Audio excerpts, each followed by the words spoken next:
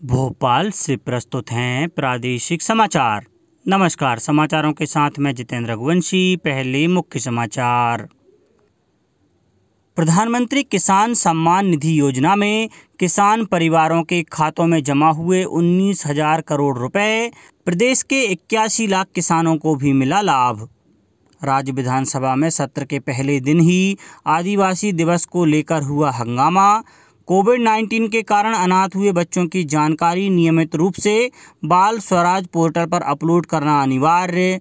और केंद्र सरकार ने पद्म पुरस्कारों के लिए आम लोगों से मांगे ऑनलाइन नामांकन और सिफारिशें। अब समाचार विस्तार से। प्रधानमंत्री नरेंद्र मोदी ने वीडियो कॉन्फ्रेंस के माध्यम से कल प्रधानमंत्री किसान सम्मान निधि योजना की अगली किस्त जारी की। 9 करोड़ 50 लाख लाभार्थी किसान परिवारों के खातों में 19,000 करोड़ रुपए से अधिक की राशि डाली गई। इसमें प्रदेश के 81 लाख 18 हजार किसानों के खातों में 1,623 करोड़ रुपए की राशि जमा हुई। इस अवसर पर श्री मोदी ने कहा कि सरकार ने न्यूनतम समर्थन मूल्य पर किसानों से अब तक की सबसे बड़ी खरीद की है, चाहे वह खरीफ हो या रबी मौसम। इससे करीब 1,70,000 करोड़ रुपए धान के लिए और करीब 85,000 करोड़ रुपए गेहूं की फसल के लिए सीधे किसानों के खातों में पहुंच गए हैं। प्रधानमंत्री ने कहा कि खाद्य तेल में आत्मनिर्भर बनने के लिए राष्ट्रीय मिशन ऑयल पाम यानी NMEO-OP शुरू किया गया है। श्री मोदी ने यह भी कहा कि देश की कृषि नीतियों में छोटे किसानों को सर्वोच्च प्राथमिकता दी जा रही है। राज्य विधानसभा में कल सत्र के पहले दिन ही सदन में आदिवासी दिवस को लेकर जमकर हंगामा हुआ। हंगामे के दौरान ही प्रमुख विपक्षी दल कांग्रेस के सदस्यों ने सदन से बहिर्गमन किया। विपक्ष ने सरकार पर आदिवासी विरोधी होने का आरोप लगाया। वहीं सत्ता पक्ष के सदस्यों ने इस पर आपत्ति जताई। इससे पूर्व विधानसभा अध्यक्ष गिरीश गौतम ने सदन में हंगामे के बीच ही कल की कार्यसूची में दर्ज दिवंगतों के निधन का उल्लेख करते हुए उन्हें सदन की ओर से श्रद्धांजलि अर्पित की। उन्होंने प्रसिद्ध भारतीय धावक मिल्खा सिंह और विख्यात पर्यावरणविद सुंदरलाल बहुगुणा के निधन का भी उल्लेख किया। कल से प्रारंभ हुए विधानसभा के पावस सत्र में कुल 4 बैठकें होंगी। विधानसभा के बाहर और पूरे परिसर में कड़े सुरक्षा प्रबंधों के साथ ही कोरोना महामारी को ध्यान में रखते हुए कई सावधानियां बरती गई हैं। भारत छोड़ो आंदोलन की वर्षगांठ पर एट होम कार्यक्रम के तहत स्वतंत्रता संग्राम सेनानियों को सम्मानित किया गया। राष्ट्रपति सम्मान प्राप्त करने वाले मध्य प्रदेश के 3 वरिष्ठ नागरिक सम्मानित हुए हैं। भोपाल में श्रीमती नारायणी देवी, बैतूल में श्री राधा कृष्ण सिंह और ग्वालियर में श्री रामबाबू शर्मा को राष्ट्रपति सम्मान दिया गया। भोपाल की श्रीमती नारायणी बाई अग्रवाल को राष्ट्रपति द्वारा प्रेषित सम्मान कल चिकित्सा शिक्षा मंत्री श्री विश्वास कैलाश सारंग ने एक समारोह में सौंपा। मंत्री श्री सारंग ने कहा कि महिला सशक्तिकरण की जीती जागती मिसाल हैं श्रीमती नारायणी देवी, जिन्होंने स्वयं अंग्रेजों के खिलाफ आगे बढ़कर लड़ाई की। इससे बड़ा महिला सशक्तिकरण का उदाहरण नहीं हो सकता। उस समय पढ़ाई और आधुनिकता की कमी होने के बाद भी देश प्रेम और देशभक्ति की भावना से आज़ादी के लिए लड़ने के लिए प्रेरित हुईं। यह आज की पीढ़ी के लिए प्रेरणादायक है। उन्होंने कहा कि हमारे हजारों लाखों क्रांतिकारियों के बलिदान से आज़ादी मिली है। स्वतंत्रता के लिए इसमें नारायणी देवी जैसे लोगों की महती भूमिका रही। आज़ाद हिंदुस्तान का श्रेय ऐसे ही लोगों को जाता है। इस प्रकार के समारोह सम्मान देने के साथ अन्य लोगों के लिए प्रेरणादायी होते हैं। प्रदेश में 15 नवंबर जनजातीय गौरव दिवस के रूप में मनाया जाएगा। इस दिन शासकीय अवकाश रहेगा और पूरे प्रदेश में जनजातीय संस्कृति, परंपरा और जीवन मूल्यों, रोजगार और अर्थव्यवस्था के लिए विशेष अभियान चलाया जाएगा।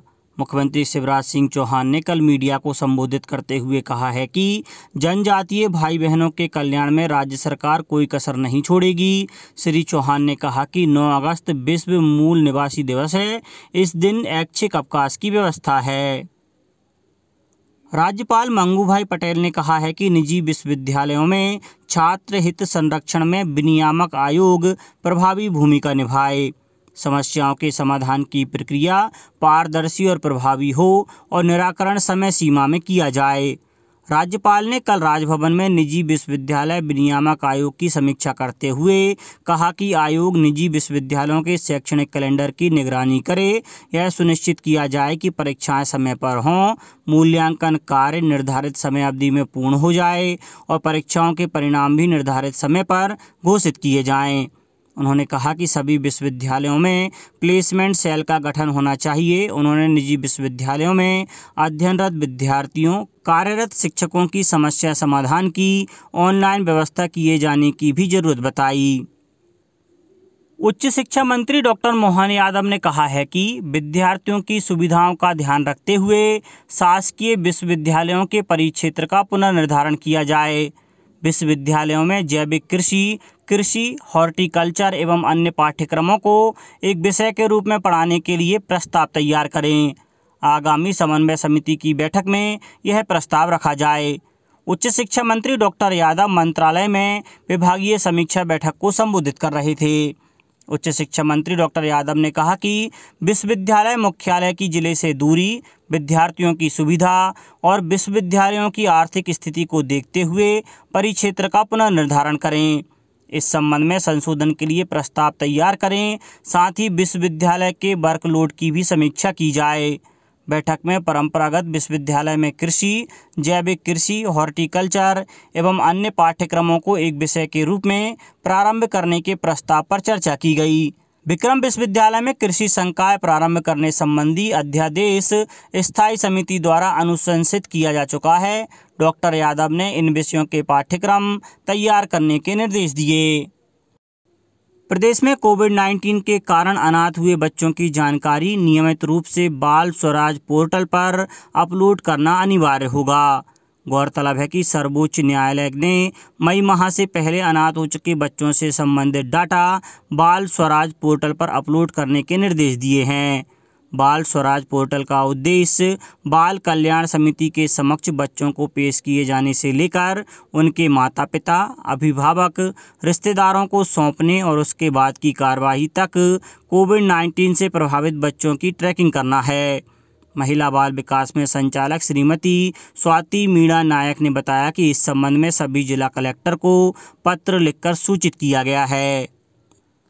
लोक स्वास्थ्य एवं परिवार कल्याण मंत्री डॉक्टर प्रभुराम चौधरी ने बताया कि कोरोना महामारी के उपचार में कारगर ऑक्सीजन की उपलब्धता को सुनिश्चित करने के लिए प्रदेश में 189 PSA ऑक्सीजन प्लांट लगाए जा रहे हैं।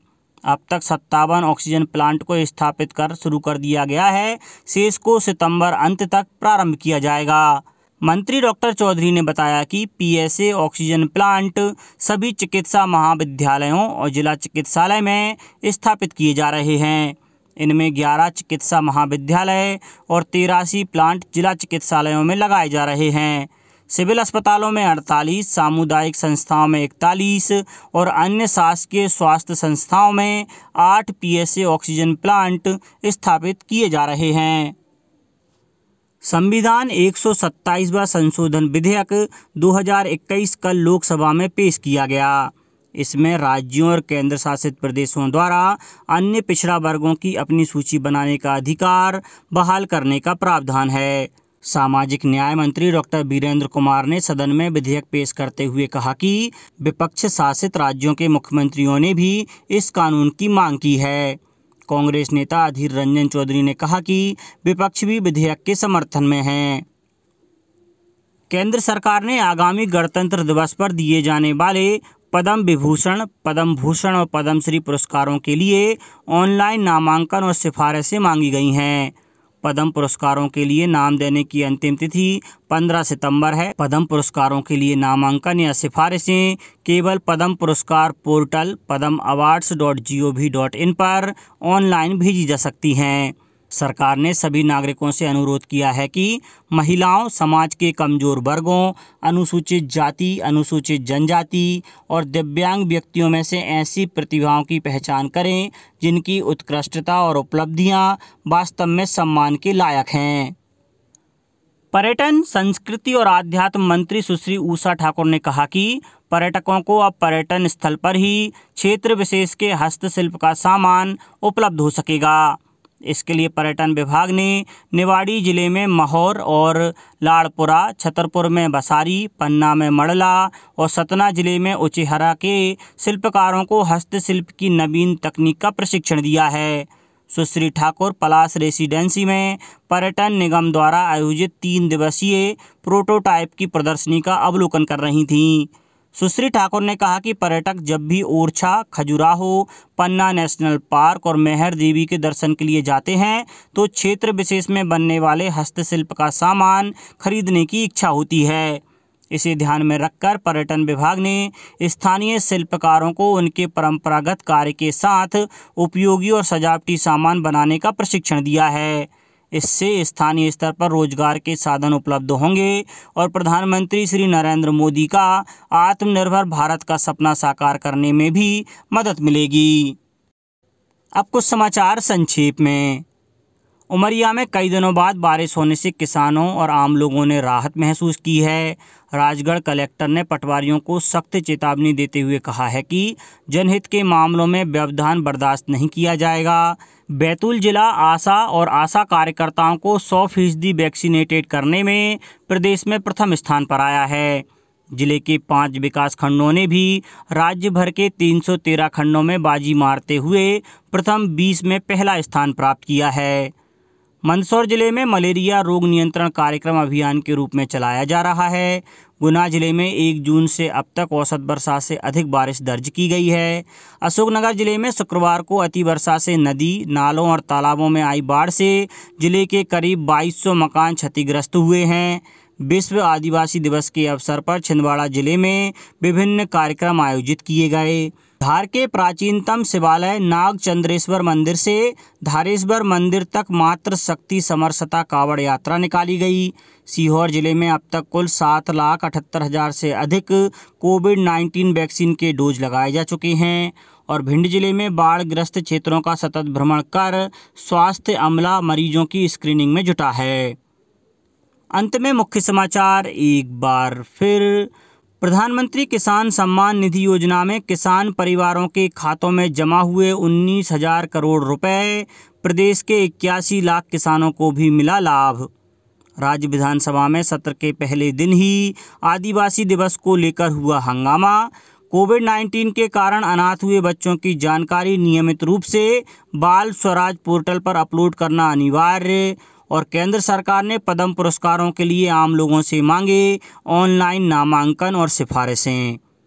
इस बुलेटिन में इतना ही। घर पर रहिए, सुरक्षित रहिए और सुनते रहिए प्रादेशिक समाचार। नमस्कार।